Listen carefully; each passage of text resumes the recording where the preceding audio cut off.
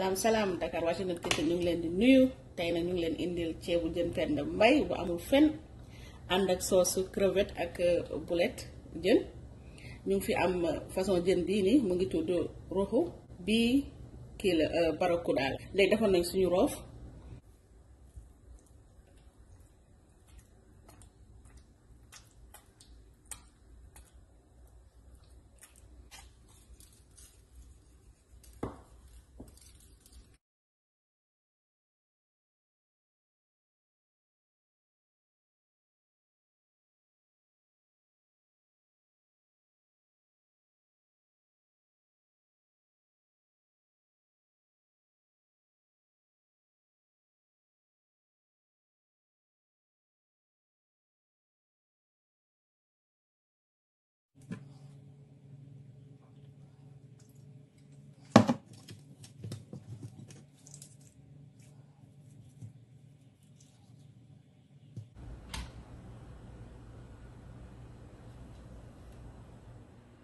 taalal sa gaz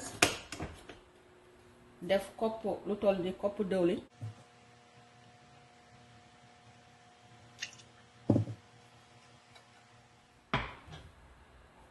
benn kuddu xorom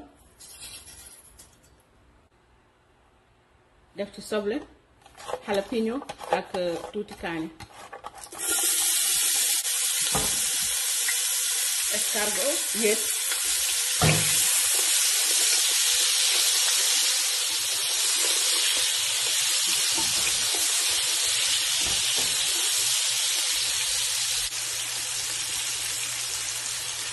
roof bi benn kuddu kaani salade en pâte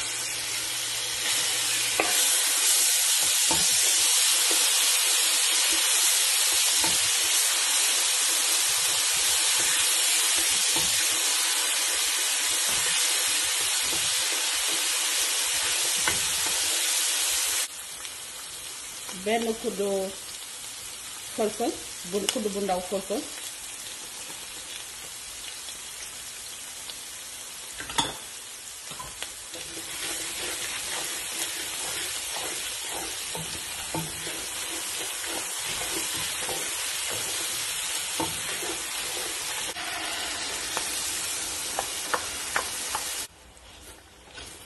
foog nga koy yëngal su ko defee mu bañ a xóol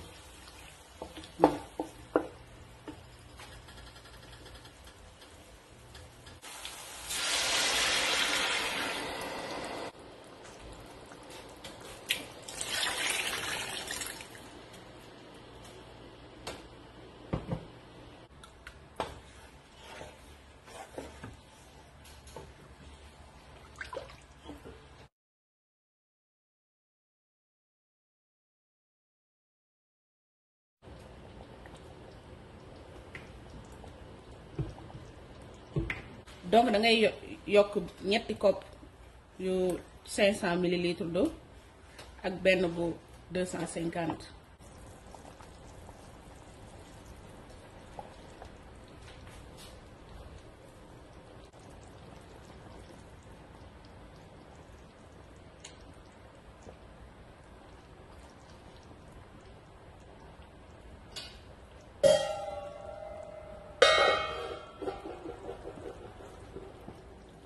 léegi dañuy ñëw def ndugg yi ci cin bi defaale ci liquide géej bi nga xam ne anchovy la crayfish ak soy sauce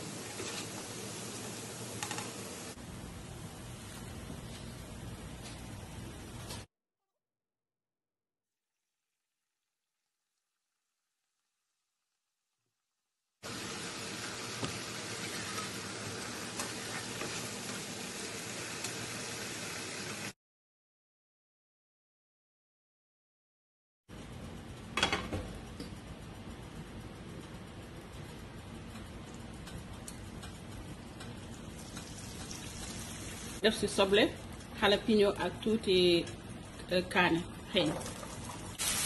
def naa ci benn kuddu nokkos léegi mu ci ñoo def tomate ñam mu toll ci ñaari kuddu.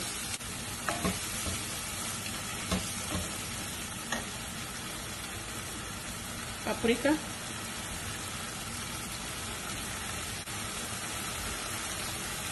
anchovy soy sauce,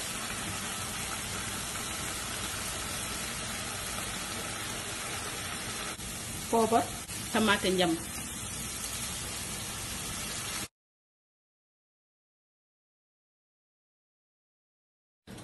ma def ci tuuti soosu Dakar liquide lañ koy jaay nii. on met bien.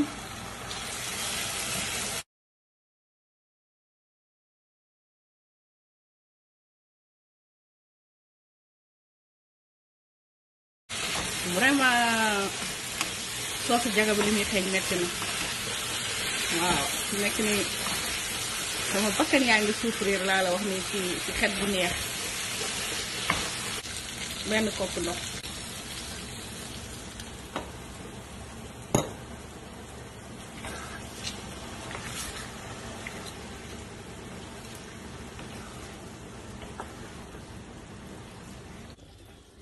dañuy seppi jën yeeg ndugg yi après nag daal di sóor.